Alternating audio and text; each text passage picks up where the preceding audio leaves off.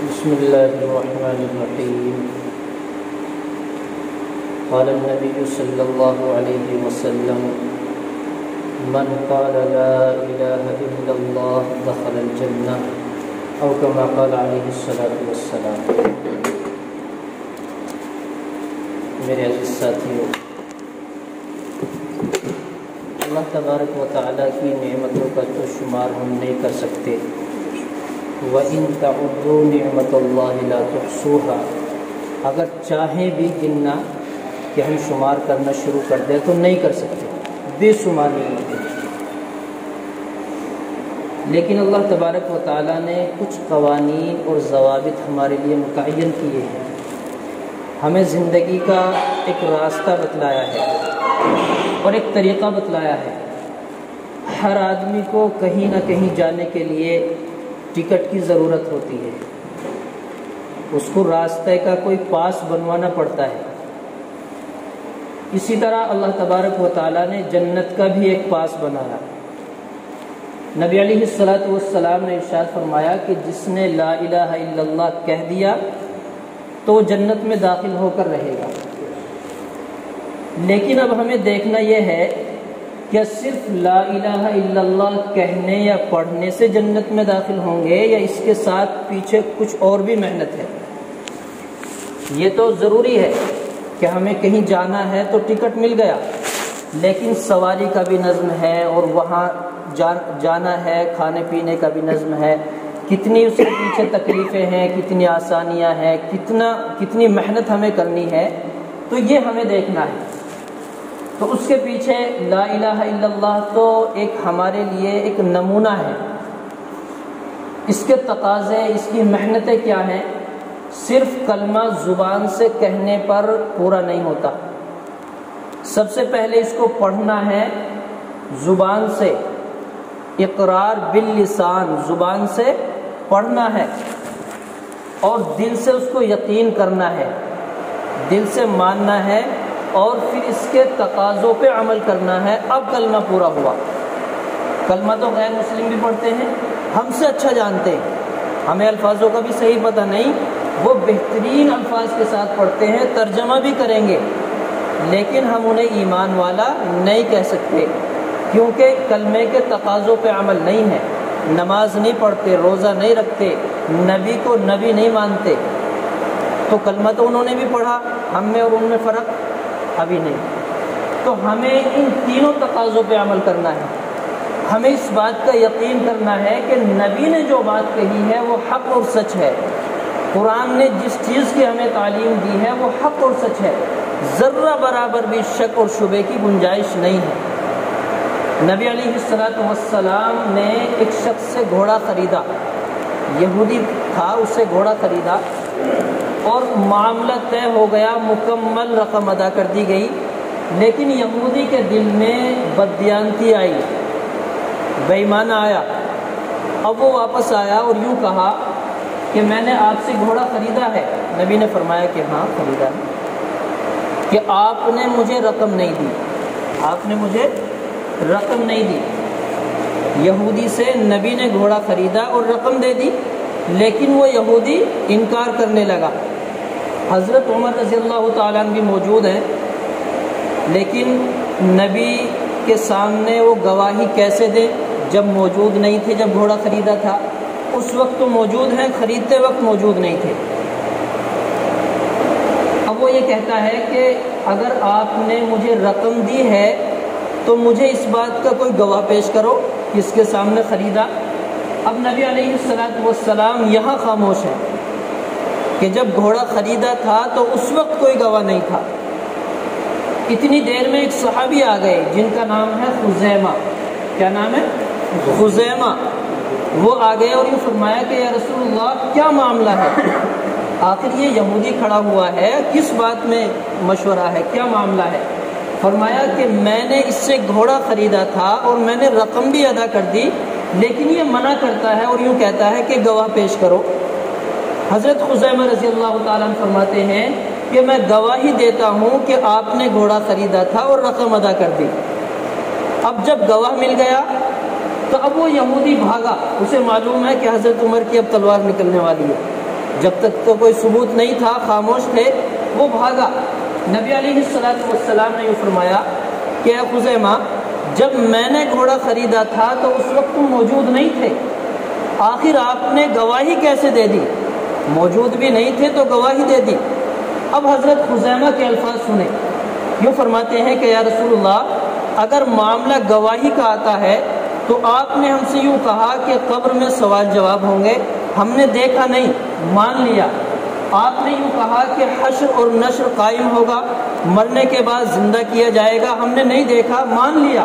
یا رسول اللہ، آپ نے یوں فرمایا کہ اللہ موجود ہے، ہم نے دیکھا نہیں، مان لیا ہے۔ فرشتوں کے بارے میں بتلایا، الہ العالم یا رسول اللہ تو نے پلسرات کے بارے میں بتلایا، جتنی باتیں تم نے مجھے بتلائی ہیں ہم نے کوئی بات نہیں دیکھی، کوئی چیز نہیں دیکھی، نہ جنت دیکھی، نہ جہنم دیکھی، نہ ہم نے منکر نکیر دیکھے ہیں، نہ اور دیگر فرشتے دیکھے ہیں، ہم نے اسرائیل، میکائیل، جبرائیل بھی نہیں دیکھے۔ آپ نے کہا ہم نے مان لیا۔ آپ نے یہ کہا کہ میں نے گھوڑا خریدا ہے اور قیمت ادا کر دی، میں نے دیکھا نہیں، مان لیا ہے۔ یہ تھا یقین، اتنا پکا یقین کہ نبی نے جو بات کہہ دی وہ ہمیں ماننی ضروری ہے۔ اگر شک پیدا ہو گیا تو پھر ہمارے ایمان کا بھی خطرہ ہے۔ تو نبی علیہ السلام نے جواب میں یہ فرمایا کہ اگر آج کے بعد تم گواہی دو گے، آج کے بعد تم کسی معاملے میں گواہی دو گے تو تمہاری گواہی 2 آدمیوں کے برابر مانی جائے گی، 2 عادل آدمیوں کے برابر تمہاری گواہی۔ تو یہ تھا یقین۔ صحابہ کی تو ہر بات نرالی ہے۔ بہرکیف ہمیں لا الہ الا اللہ کے تقاضوں کو جو ہمیں بتائے گئے ہیں ہمیں بلا شک و شبہ کے یقین کرنا چاہیے۔ اللہ کی ذات، اللہ کی وحدانیت بالکل کھلے معجزے کی طرح ہے۔ رات دن ہمارے سامنے اللہ تبارک و تعالیٰ کی توحید نظر آتی ہے۔ اگر ہم درختوں کو دیکھیں اس میں اللہ کی وحدانیت نظر آتی ہے، انسان کی نشو و نما میں اللہ کی وحدانیت نظر آتی ہے۔ کوئی پیڑ پودے ایک جیسے نہیں، آم کے درخت ہیں تمام کے تمام نرالے نظر آئیں گے، اگرچہ ایک قسم کے ہیں لیکن سارے درخت ایک جیسے نہیں مل سکتے، سارے درختوں کے پھل ایک جیسے نہیں مل سکتے، پتے ایک جیسے نہیں مل سکتے، حالانکہ ایک ہی آم کی گٹھلی سے بنے ہیں، اسی سے تیار ہوئے ہیں، ایک باغ کے اندر موجود ہے۔ تمام درختوں میں غور کر لینا کہ ایک جیسا پھل بھی نہیں ہوگا، پتے بھی نہیں ہوں گے، شاخیں بھی نہیں ہوں گی۔ تمام مخلوقات کے اندر اللہ تبارک و تعالیٰ نے اپنی ایک وحدانیت کو ظاہر کیا۔ کنت کنزا مخفیہ، اللہ ایک چھپا ہوا خزانہ تھا، اس نے چاہا کہ میں اپنے آپ کو ظاہر کروں تو اللہ تبارک و تعالیٰ نے مخلوقات بنا دی۔ تو ہمیں لا الہ الا اللہ پر ایسے یقین کرنا ہے کہ جیسے واقعتاً یہ ہمارے مشاہدے میں ہے۔ اس لیے یہ کلمہ سب سے انوکھی چیز ہے، لا الہ الا اللہ، کہ اللہ ہی ایک معبود ہے، اللہ ہی ایک معبود ہے۔ ورنہ جیسے دوسرے کلمے آئے ہیں کہ اللہ معبود ہے، یہ بھی کہہ سکتے تھے، اللہ ہی ایک معبود ہے، یعنی کوئی عبادت کے لائق نہیں مگر اللہ، یعنی اللہ ہی ایک عبادت کی پوجا کرنے والی، ماننے والی، پرستش کرنے والی اللہ ہی ایک چیز ہے کہ جس کو ہم مان سکتے ہیں، اس کی عبادت کر سکتے ہیں، اس کے علاوہ کوئی اور چیز نہیں ہے۔ نبی علیہ السلام کی رسالت ہمارے اوپر واجب اور ضروری ہے۔ جس طرح لا الہ الا اللہ کہنے سے کلمہ مکمل نہیں ہو سکتا، اسی طرح محمد الرسول اللہ پڑھنے کے بغیر کلمہ مکمل نہیں ہو سکتا۔ اگر ہم چاہیں لا الہ الا اللہ کہہ کر ایمان میں داخل ہوں تو مومن نہیں، محمد الرسول اللہ صرف نبی کی رسالت مانے، اللہ کو نہ مانے تو بھی مومن نہیں۔ اس لیے اللہ نے وَرَفَعْنَا لَكَ ذِكْرَكَ کہہ کے ہمیں پکارا ہے اور یہ بتایا کہ تمہیں نبی کو ساتھ لے کر چلنا ہے۔ اگر اللہ سے محبت کرنی ہے، اللہ کا تقاضوں کو پورا کرنا ہے، قُلْ إِن كُنتُمْ تُحِبُّونَ اللَّهَ فَاتَّبِعُونِي يُحْبِبْكُمُ اللَّهُ، پہلے نبی کی اطاعت کرنی ہوگی، اس کے بعد میرے حکم کو ماننا۔ تو آپ غور کرو، تمام عبادات میں اللہ کا حکم بعد میں ہے، نبی کا طریقہ پہلے ہے۔ اللہ نے نماز کا حکم دیا ہمیں، نماز پڑھنی ہے، اقیموا الصلاۃ، نماز قائم کرو، تو اللہ کا حکم مؤخر ہو گیا۔ کیسے قائم کریں؟ نبی نے پڑھ کے بتا دی، تو نبی کا طریقہ پہلے ہے، نماز پڑھ کے ہم نے دکھائی، تو اب اللہ کا حکم پورا ہوا۔ زکوٰۃ ادا کرو، نبی نے ہمیں طریقہ بتایا، اتنی زکوٰۃ دینی ہے، تو پہلے نبی کا طریقہ ہماری زندگی میں آیا، اس کے بعد اللہ کا حکم پورا ہوا۔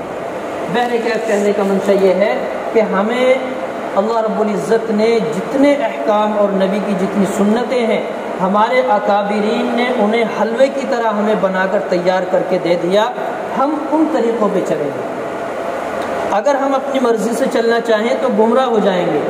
جس طرح رات دن خبریں آ رہی ہیں کہ کوئی کسی صحابی کی شان میں گستاخی کرتا ہے، کوئی اپنے آپ کو نبی کا دعویٰ کر کے ایک کھلا معجزہ دکھا کر کوئی کرامتیں اس طرح کی ٹیکنالوجی کے ذریعے سے کہ میں نبی ہوں اس طرح پیش کر دیتا ہے، یا کوئی خواب کی بشارت دیتا ہے مجھے نبی نے یہ کہا اور میں اب نبی کے بعد میں اس کام کو لے کر چلوں گا، یہ تو جھوٹے دعوے ہیں۔ ہمیں تو ہمارے اکابرین نے، ہمارے اولیاء کرام نے ہمیں سارا طریقہ بتا دیا کہ اگر تم پڑھنے پڑھانے والے ہو تو اس طرح دین کا کام کرنا ہے، تم اگر بالغ ہو چکے ہو، پڑھ نہ سکے تو تمہیں اللہ کی راہ میں ایسے نکلنا ہے۔ حضرت مولانا الیاس رحمۃ اللہ علیہ فرمایا کرتے تھے کہ یہ مکتب بڑوں کا ہے، یہ مکتب بڑوں کا ہے، ان کا نہیں ہے جو بالغ نہ ہو سکے، یہ تو بڑوں کا مکتب ہے، یہ تو بڑے بوڑھوں کا مکتب ہے، یہ تو ان لوگوں کا مکتب ہے جو گھر بار میں رہ کر سیکھ نہ سکے، اپنے کاروبار میں لگ کے کچھ نہ پڑھ سکتے ہوں، وہ 3 دن کے لیے نکلیں، 40 دن کے لیے نکلیں، 4 مہینے کے لیے نکلیں، اب وہ مسجد میں بیٹھ کے اپنے دین کو سیکھیں۔ کتنا آسان ہمارے لیے کر دیا گیا۔ جب سب سے پہلے مولانا الیاس رحمۃ اللہ علیہ میوات میں پہنچے تو لوگ مذاق بنایا کرتے تھے کہ ہم تو کام پہ جائیں گے، 300 اس وقت تو 1 آنا 2 آنا اتنی کمائی ہوتی تھی کہ ہم پیسے کما کے لائیں گے، ہم کلمہ پڑھ لیں تو کیا فائدہ ہوگا ہمیں، بچے کیا کھائیں گے ہمارے۔ تو مولانا الیاس رحمۃ اللہ علیہ زمیندار تھے، بہت مالدار آدمی تھے، انہوں نے اپنا مال خرچ کیا، شروع میں اپنا مال خرچ کیا، جو یہ کہتا تھا کہ میں تو مزدوری پہ جاتا ہوں، کتنا کمائیں گے، 1 آنا، بیٹھ جاؤ، شام تک تمہیں میرے پاس رہنا، 1 آنا میں دوں گا۔ شام کو مزدوری دیتے تھے اور کیا سکھاتے تھے، لا الہ الا اللہ محمد الرسول اللہ، یہ سکھاتے تھے، اور اتنی محنت کی، اپنی زمین اپنی جائیداد ان پہ لگا دی میواتیوں پہ، جو بیٹھنا بھی پسند نہیں کرتے تھے۔ جب ان کی زندگی میں کلمہ آیا لا الہ الا اللہ تو یوں کہتے تھے کہ اب ہم نہیں چھوڑیں گے اسے ملا جی کو، اب ہم نہیں چھوڑنے والے، یہی ہے سب کچھ۔ یعنی جب ہماری سمجھ میں آئے گا، ہمیں پتہ چلے گا لا الہ الا اللہ کیا ہے، تو اس کی حقیقت ہمارے دلوں میں اترے گی، تب ہمیں پتہ چلے گا کہ ہم 4 گھنٹے گھر نہ دے کے مسجد میں دیں گے، 24 گھنٹے گھر نہ دے کے ہم مسجد میں دیں گے۔ صحابہ کرام کو جب پتہ چلا تو وہ اپنی رات مسجد کے لیے وقف کر دیتے تھے، دن کام کے لیے وقف کر دیتے تھے، کسی نے آدھی رات وقف کر دی، کسی نے رات کا 1/3 حصہ وقف کر دیا۔ اگر کوئی کام میں بھی ہے نا، کاروبار میں لگے ہوئے، تو فوراً وہاں سے فارغ ہو کے اپنے بھائی سے معلوم کرتے آج کیا بات پیش آئی، آج نبی نے کیا بتلایا، آج مجلس میں کیا بات آئی۔ یعنی رات دن 24 گھنٹے کی کڑھن یہ ہوتی تھی کہ کوئی بات ہماری نکل نہ جائے، دین کا کوئی کام ہم سے چھوٹ نہ جائے۔ کام بھی کرتے تھے، کاروبار میں بھی لگے ہوتے تھے، بیوی بچوں کا بھی خرچ ادا کرتے تھے، لیکن دین کی مضبوطائی کیسے؟ اللہ نے یوں کہہ دیا رضی اللہ عنہم ورضوا عنہ، اللہ ان سے راضی ہو گیا یا اللہ سے راضی ہو گیا، یہ مقام ملا۔ تو ہمیں بھی انشاءاللہ اس کی محنت کرنی ہے، کریں گے نا انشاءاللہ۔ اللہ ہمیں سمجھ عطا فرمائے، عمل کی توفیق عطا فرمائے۔ ماشاءاللہ کچھ اعمال تو چل رہے ہیں ہمارے یہاں بھی الحمدللہ۔